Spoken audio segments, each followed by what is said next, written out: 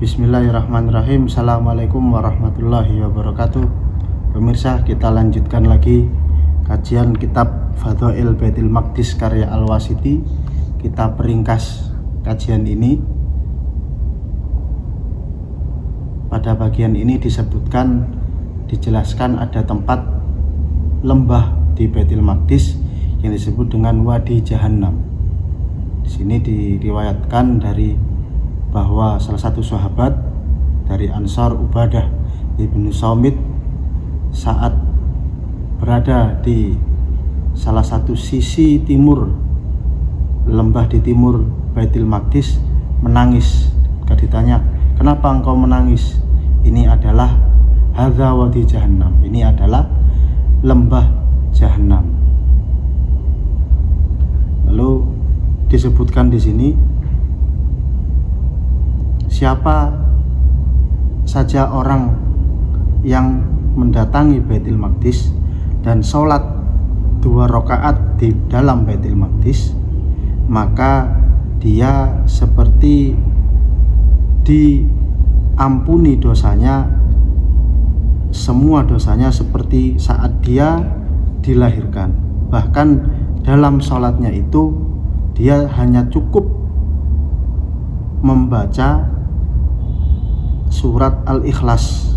Jadi setelah rakaat pertama membaca Al-Fatihah, kemudian baca surat Al-Ikhlas, Qul huwallahu ahad, Allahu samad, lam yalid walam yulad walam yakul lahu kufuwan ahad.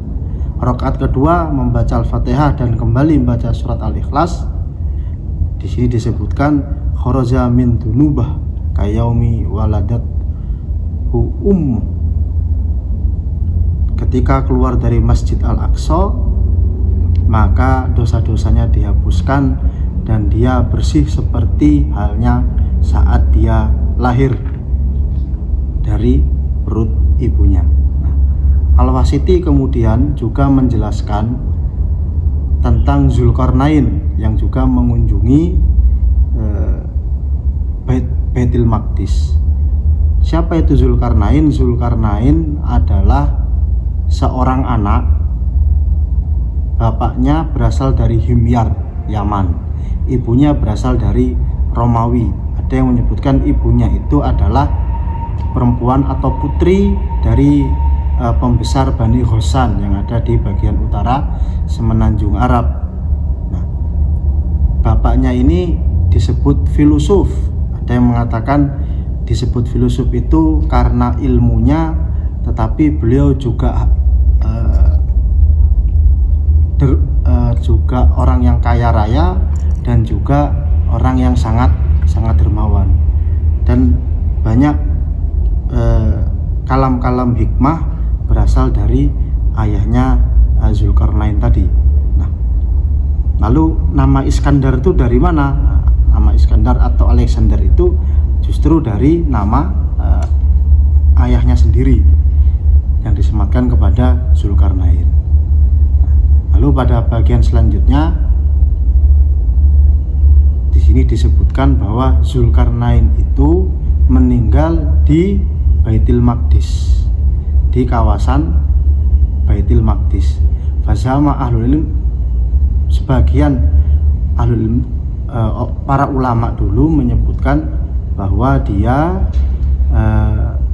meninggalnya, ada yang menyebutkan di wilayah yang bernama Daumatul Jandal, kemudian jasadnya dikebumikan di Baitul Maqdis.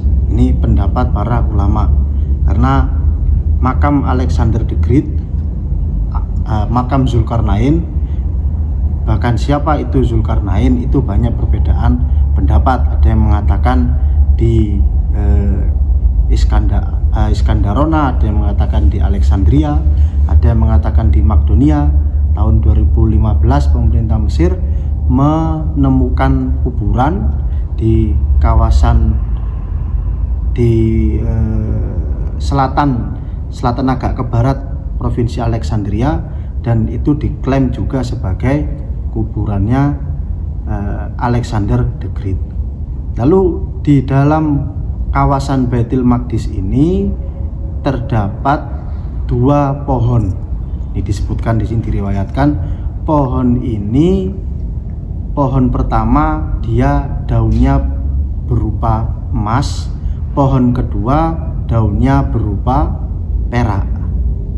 Nah, setiap pohon itu bisa menghasilkan 200 lembar emas dan 200 lembar perak setiap hari, sehingga dianggap itu sebagai kekayaan orang Yahudi. Nah, ketika penguasa Persia yang bernama Bakhtansor atau disebut juga Nabukadnezar menguasai kawasan Syam termasuk Yerusalem, pohon ini dihancurkan. Dan pada saat dihancurkan pohon ini, dia hanya mendapatkan 80 lembar emas dan 80 lembar perak.